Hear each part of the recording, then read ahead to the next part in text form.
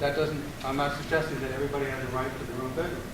There's nothing that says that they do. But if you go through a person-centered planning process and it's determined that that's very important to this particular person, then it's my job to make sure to fight and get what's on this transition plan. But just like for those of you who went through the IEP process in the school, if it's not in the IEP, they're not going to get it. And I say to you, if it's not in the transition plan, they're not going to get it. It shall be also, the transition plan shall offer services in the most integrated setting consistent with individual choice. And the most integrated setting is defined as that which provides the person an opportunity to work, live, and play with people without disabilities. So it's integrated in community, and they have the maximum opportunity to interact with people without disabilities. And of course, the bottom line is important too, that they are not limited to services that are currently available. One thing I see about people that do get services in Illinois is sometimes you get a choice. You want a 7-person group home or an 8-person group home. That's not much of a choice in most states, in most jurisdictions. And there's a real rate structure problem with people's ability to live in small settings. By small settings, I mean 3 people, 4 people, no more than 4 people. And that's something that isn't going to change. There's nothing in Ligas that talks about the size of services and supports. But there is something in Ligas that talks about transition planning. It's sort of the heart of the process. And so, in terms of size, what's important to the person is what I want to do. And what's important to the person has to be reflected on the transition plan.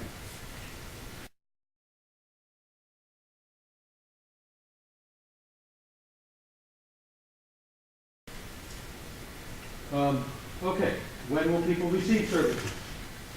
For those class members that are in the intermediate care facilities, remember there's about 6,400 people, 6,450 people that live in intermediate care facilities in Illinois that would be eligible as class members if they wanted community services.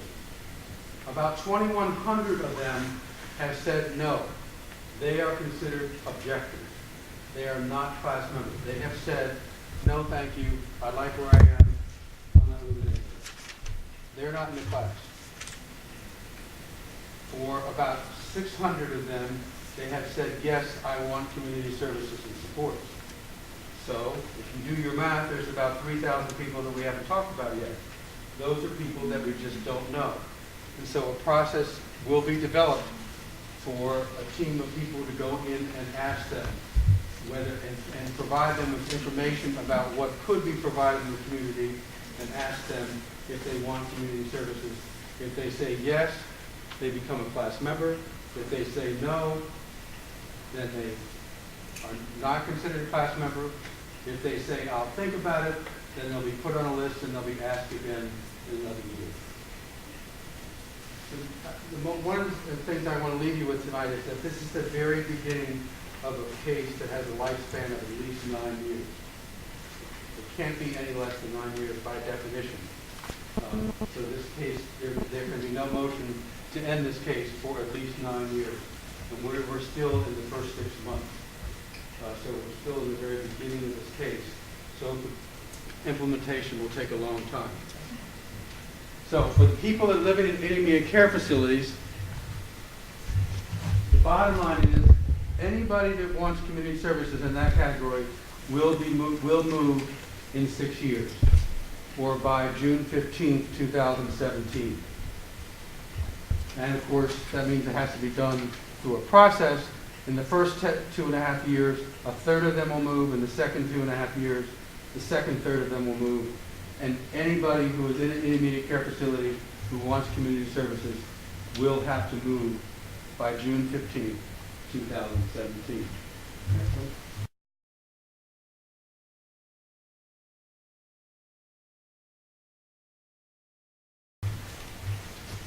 For those people on the PUNS list who are living at home now, many of whom are people that you are interested in or your loved ones, back to this one. This is the people on the punch list. Again, I mentioned there are about, in this category, at this point, we believe there are about 10,500 people in this category. And for people in this category, 1,000 new people, not in crisis, because everybody in crisis will go, 1,000 new people will be served by June 15, 2013, and then 500 new people off that list each year thereafter for the next 5 years. Sorry, for the next 4 years. So 3,000 people altogether.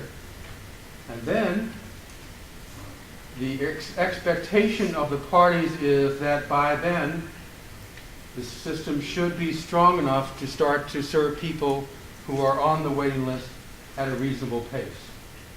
And any lawyers in this room? Okay. You can have a lot of fun sitting there with 19 lawyers trying to determine what is considered a reasonable pace. Because that's, and you'll see the term later on when we talk about crisis, where people receive services expeditiously. That's another fun one to try to define and determine. But my point is that after 6 years, that's obviously 3,000 people, there's 10,500 class members. Now, some of these people don't need services right away. They are on the waiting list, but they have indicated they want services within the next year or two. So they don't want or need services right away. But at the end of 6 years, people will be expected to move off the waiting list at a reasonable pace. Now, some states have started to define reasonable pace, usually 90 days, 6 months, something like that. Some period less than a year, certainly, and that's going to be negotiated out at a later time. So there, and of course, the real important question a lot of people had, well, how are these 1,000 people going to be selected? The state has already done what they refer to as an implementation plan for Ligas, a draft implementation plan where they have proposed a prioritization of who gets served first. There are lots of people that are waiting for in-home services, and there are lots of people that are waiting for out-of-home services. There's some people now that are in-home services that are waiting for out-of-home services. And so there will be a selection done based on prioritization. Those are with the urgent or emergency, not crisis. Crisis, everybody will be served. This is separate from crisis. Urgent level of need through the prioritization category is for people that have, I'm almost afraid to use this term because I'm getting there myself, aging caregivers. There's actually a set aside for caregivers who are 70 and over. There's a set aside being the percentage of those 1,000 people who will be served in the urgent category, who have aging caregivers, who are in the transition school from school within 5 years of transitioning out of school. So who have sons or daughters who are in the age category where they have transitioned out of school in the last couple of years. And there are a couple of other prioritization categories now. So they would be chosen from that list in addition to the basis of from how long they've been on the waiting list. So within those categories, it will be something about how long they've been on the waiting list in addition to meeting one of these 5 priority categories. The state has to come up with a determination, and this will be the implementation plan, of how these folks will be selected. And it's my job to make sure that they do it right once they've come up with a prioritization list. At this point, there's no stratification by geography. So there's no prioritization of so many people from the Chicago metro area and non-Chicago metro area. It's all about need of the people and the situation that they happen to be in. There may be at the end some geographical percentage, but at this point there hasn't been any that has been proposed. Go back one.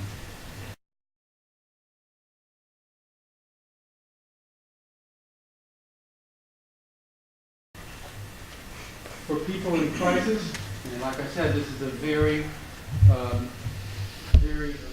high bar definition. That That means people where the primary caregiver is deceased, they are homeless, the caregiver is unable to provide the support to the extent that their health and safety is in jeopardy, they are being abused, or they are abusing someone else within their home. If they meet one of those categories, they have to be served right now, expeditiously. And I define expeditiously with the state, and we've already agreed, is either right now, if it happens right now, or within 24 to 72 hours. So right away, if they truly are in this crisis category. Just to give you some idea of numbers on this, the state, about 30 people a month in Illinois present themselves for services that are in this crisis category. So about 300 people a year. And what the state has been serving them utilizing attrition or vacancies in current places, or certain places that they use for crisis in some instances. These things tend to happen on Friday afternoons at 4 o'clock, so in some instances they put somebody in a motel for the weekend until they can find some place for them the next week. So it really depends on the nature of the crisis situation and on where the person lives and what they need, etc. But the state will have to continue to provide services for people in crisis. That has to be done right away. It can't be done in a large facility unless that's what the person wants. And they also have to have a specialized transition plan as well. So in addition to the crisis, there's people off the waiting list, and there's people in crisis. And also to let you know,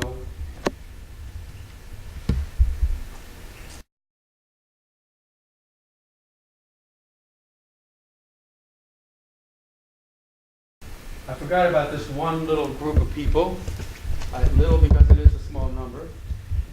For people that move into an intermediate care facility after June 15th of this year. Again, we talked about that large group of people that anybody who's in an intermediate care facility has to move. For those who move in, let's say you move in today. If you move in today, and then next month you decide, well, I don't want an intermediate care facility, I want community services, you will be put on the waiting list with everybody else from the country. You're not guaranteed your services in 6 years like everybody else is that was there on June 15, 2011.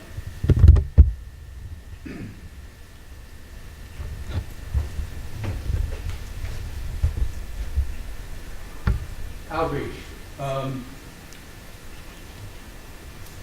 Outreach is what the state has an obligation to go out and find to let people know about Ligas, and they are developing a Ligas web page on their website, and they should be starting to provide you information through your pass agents or through different mechanisms about your rights as a Ligas class member. That's going to be forthcoming. Again, it's only the beginning at this stage.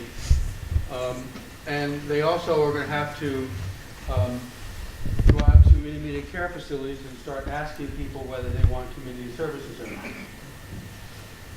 And there will be specific activities described in the implementation plan. The implementation plan is currently on the DDD website. You can go on it today, and then it's on the implementation plan. You can download it and see it. It talks about the prioritization categories.